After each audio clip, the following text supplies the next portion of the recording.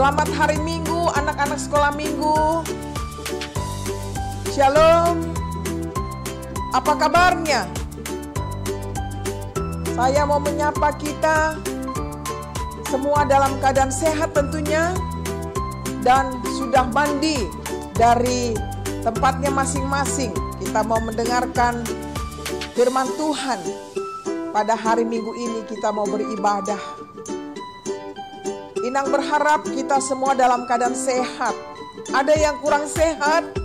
Ayo tunjuk tangan. Semua sehat ya. Itulah Inang harapkan buat anak-anak sekolah Minggu yang saya kasihi. Baiklah, kita persiapkan hati dan pikiran kita. Kita mau beribadah pada minggu ini, tanggal 31 Oktober 2021. Marilah kita berdoa. Dengan nama Allah Bapa dan nama anaknya Tuhan Yesus Kristus dan nama Roh Kudus yang menjadikan langit dan bumi. Ya Allah, kasihanilah kami orang yang berdosa ini. Ya Allah, kiranya Engkau hadir di tengah-tengah persekutuan anak-anak-Mu ini. Biarlah ibadah kami ini menjadi persembahan yang harum di hadapan-Mu. Dalam Yesus Kristus Tuhan kami. Amin. Anak-anak sekolah Minggu, kita sejenak bernyanyi yang dipandu oleh kakak-kakak kita. Mari kita bernyanyi.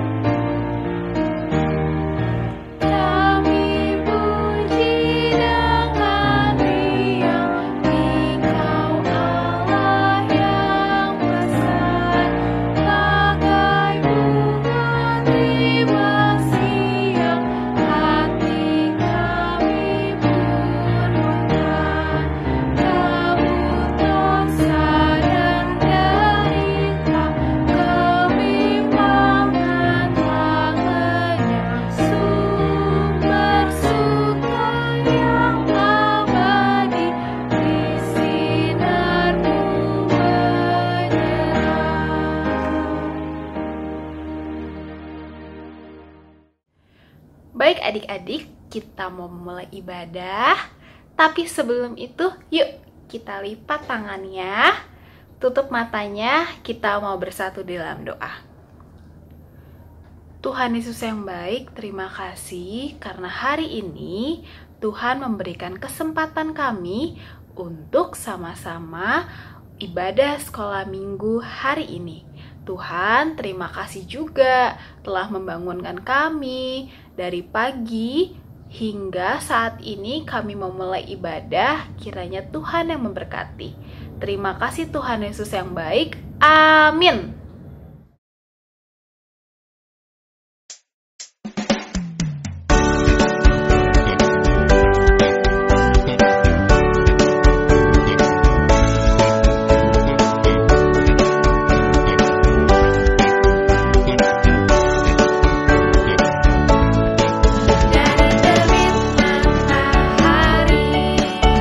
Sampai pada masuknya, biarlah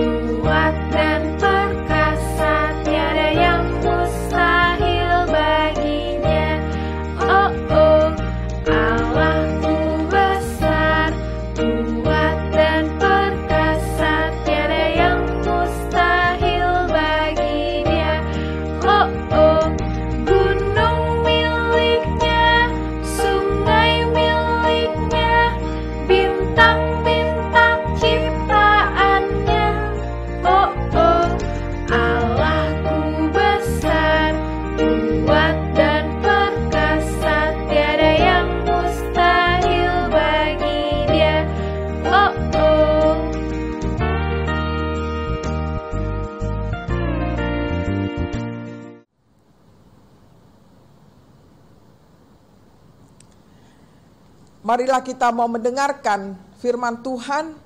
Terlebih dahulu kita berdoa. Tuhan, bukalah hati kami untuk mendengarkan firman-Mu.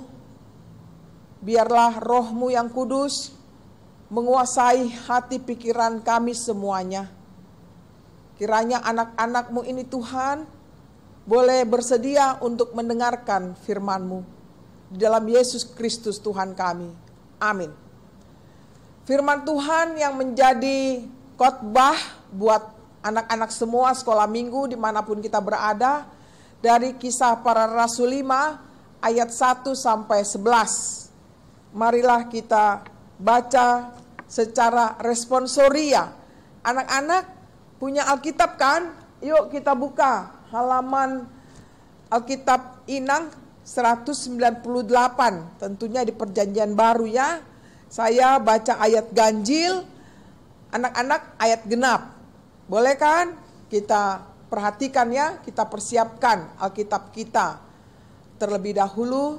Lalu kita bukalah Kisah Para Rasul 5 ayat 1 sampai 11. Marilah kita baca secara bergantian. Kita mulai. Ada seorang lain yang bernama Ananias. Ia beserta istrinya Safira menjual sebidang tanah. Dengan setahu istrinya, ia menahan sebagian dari hasil penjualan itu dan sebagian lain dibawa dan diletakkannya di depan hati rasul-rasul. Tetapi Petrus berkata, Ananias, mengapa hatimu dikuasai iblis sehingga engkau mendustai Roh Kudus dan menahan sebagian dari hasil penjualan tanah itu? Selama tanah itu tidak dijual, bukankah itu tetap kepunyamu? Dan setelah dijual, bukankah hasilnya itu tetap dalam kuasamu? Mengapa engkau merencanakan perbuatan itu di dalam hatimu? Engkau bukan mendustai manusia, tetapi mendustai Allah. Ketika mendengar perkataan itu, rebahlah Ananias dan putuslah nyawanya. Maka sangatlah ketakutan semua orang yang mendengar hal itu. Lalu datanglah beberapa orang muda, mereka mengetahui hal itu, mengusungnya keluar dan pergi membunuhnya. Kira-kira 3 jam kemudian masuklah istri Ananias, tetapi ia tidak tahu apa yang telah terjadi. Kata Petrus kepadanya, katakanlah kepadaku, dengan harga sekiankah tanah itu telah dijual? Jawab perempuan itu, betul, sekian. Kata Petrus, mengapa kamu berdua bersepakat untuk mencobai Roh Tuhan? Lihatlah, orang-orang yang baru mengubur suamimu berdiri di depan pintu dan mereka akan mengusung engkau juga keluar. Lalu rebahlah perempuan itu seketika itu juga di depan kaki Petrus dan putuslah nyawanya. Ketika orang-orang muda itu masuk, mereka mendapati dia sudah mati.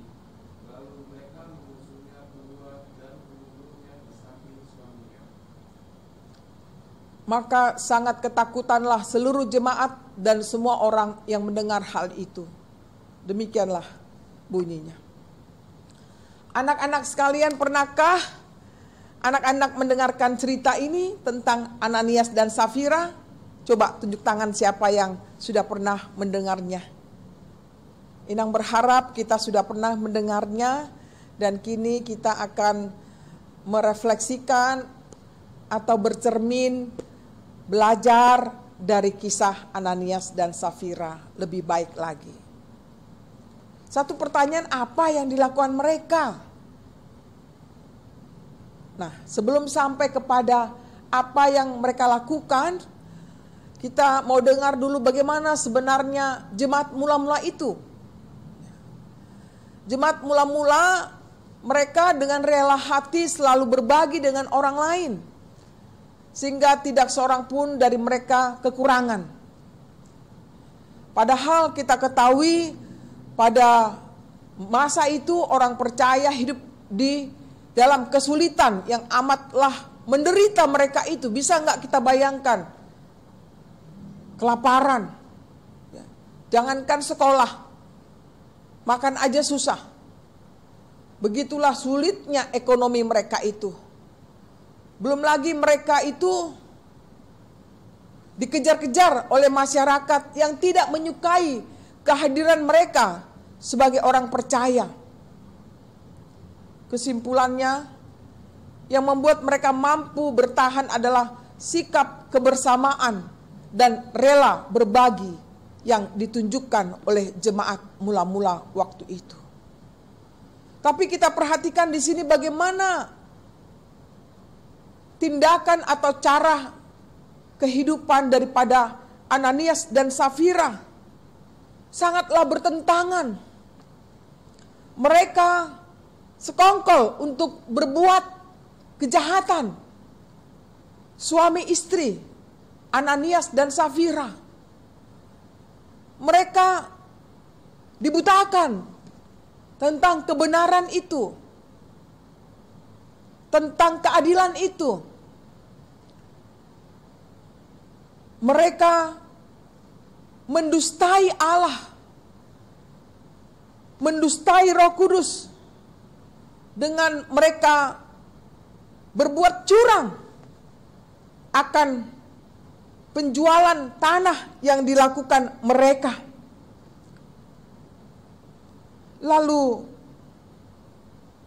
Petrus mengatakan kepada mereka, kepada Ananias pada ayat yang ketiga, Ananias, mengapa hatimu dikuasai iblis sehingga engkau mendustai Roh Kudus dan menahan sebagian dari hasil penjualan tanah itu? Selama tanah itu tidak dijual, bukankah itu tetap kepunyaanmu? Dan setelah dijual, bukankah hasilnya itu tetap dalam kuasamu?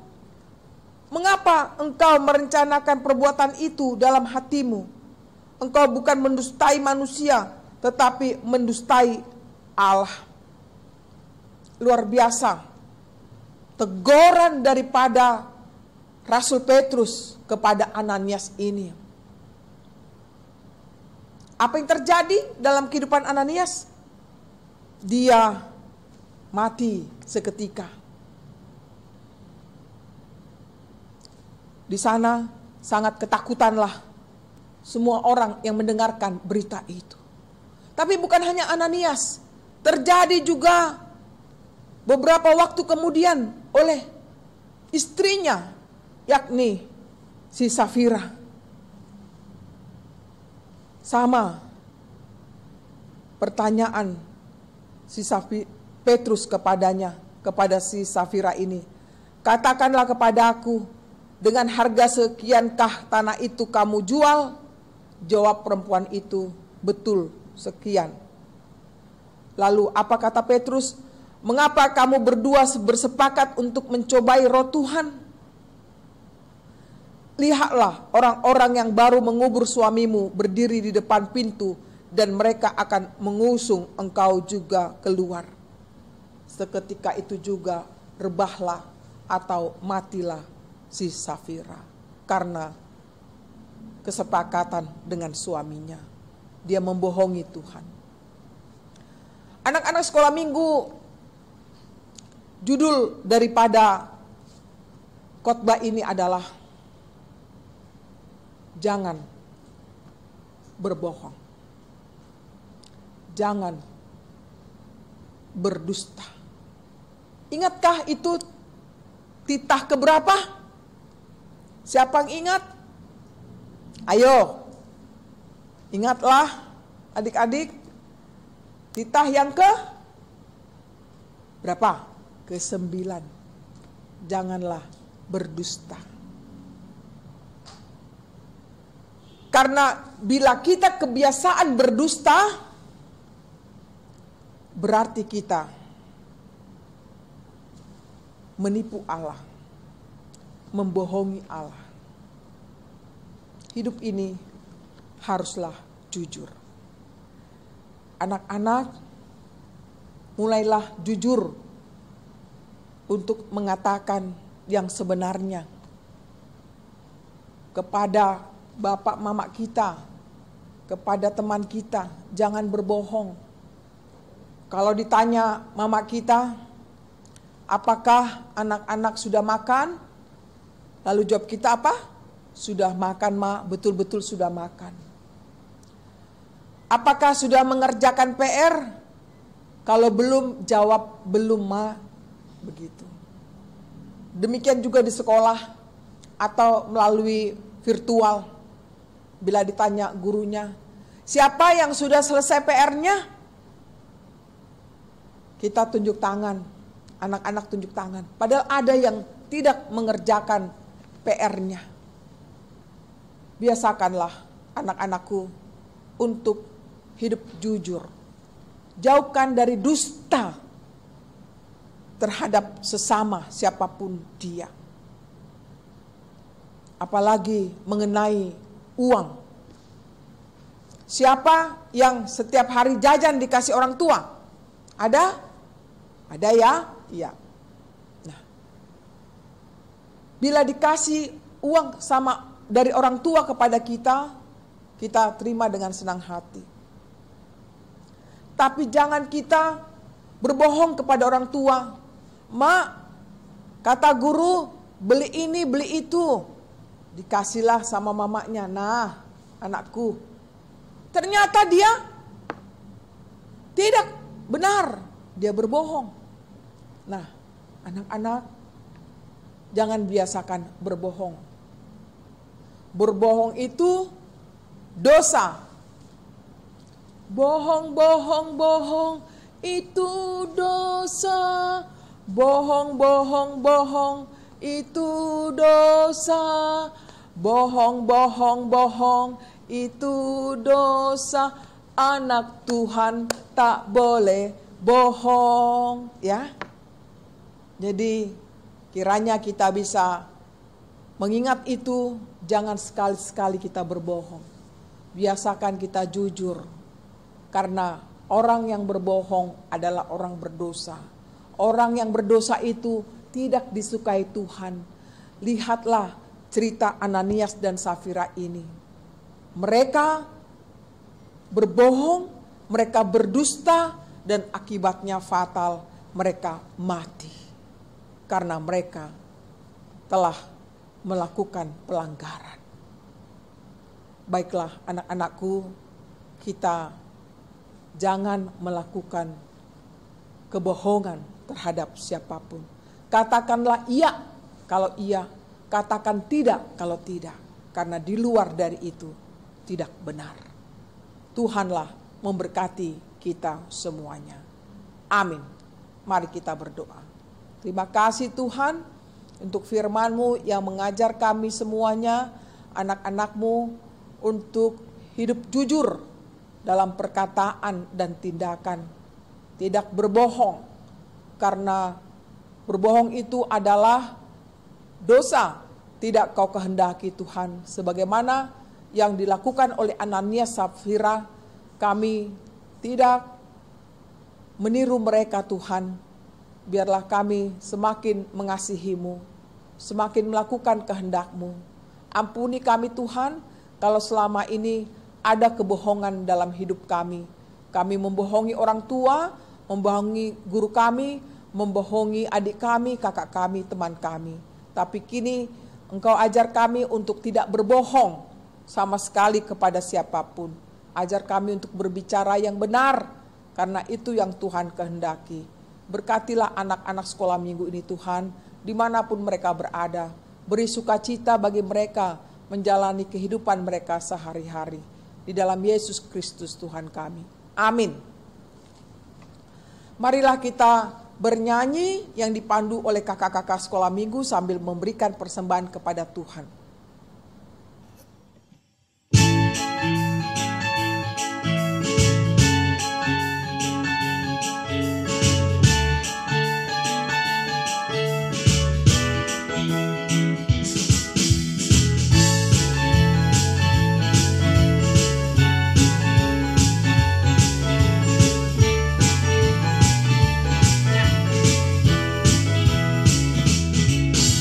Saat iblis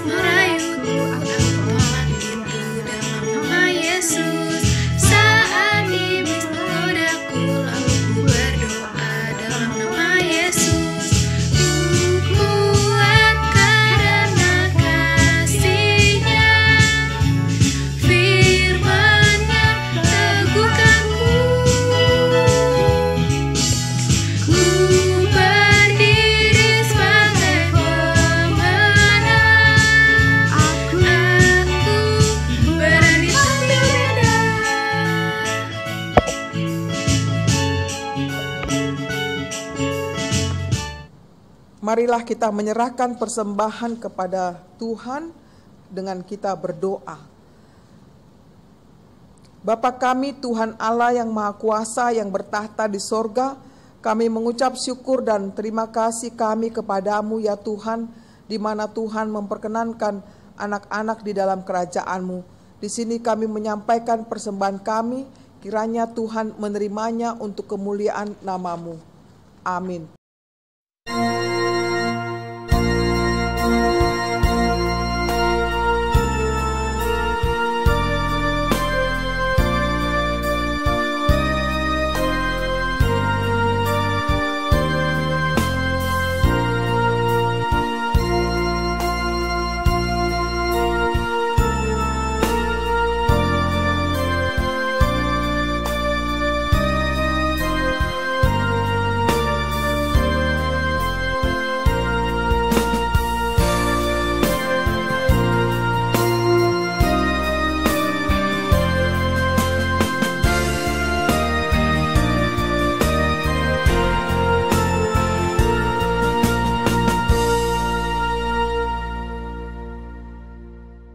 Bapa kami yang di surga, dikuduskanlah nama-Mu, datanglah kerajaan-Mu, jadilah kehendak-Mu di bumi seperti di surga.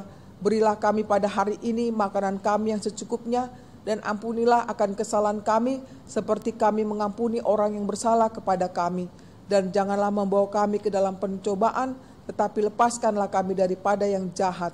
Karena Engkau yang empunya kerajaan, dan kekuasaan, dan kemuliaan, sampai selama-lamanya. Amin. Terimalah berkat Tuhan. Kiranya Tuhan Allah memberkati kamu dan memelihara kamu. Kiranya Tuhan menerangi kamu dengan wajah-Nya dan dikasihanilah kamu. Kiranya Tuhan menampakkan wajah-Nya kepada kamu dan mengaruniai kamu dengan damai sejahtera. Amin.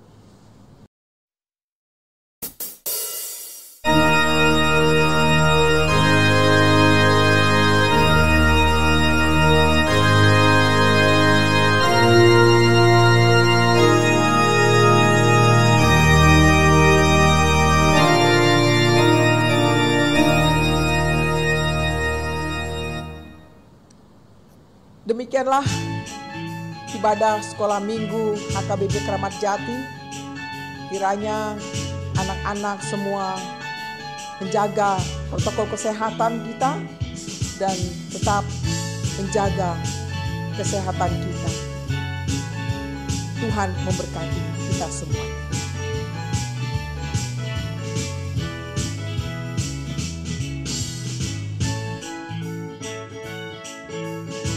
Adik-adik, ibadah sekolah minggu ini sudah selesai. Adik-adik, terima kasih sudah mengikuti ibadah online sekolah minggu hari ini dengan sangat baik dan penuh semangat. Sampai bertemu di ibadah renungan Rabu Ceria dan ibadah online sekolah minggu depan. Dah.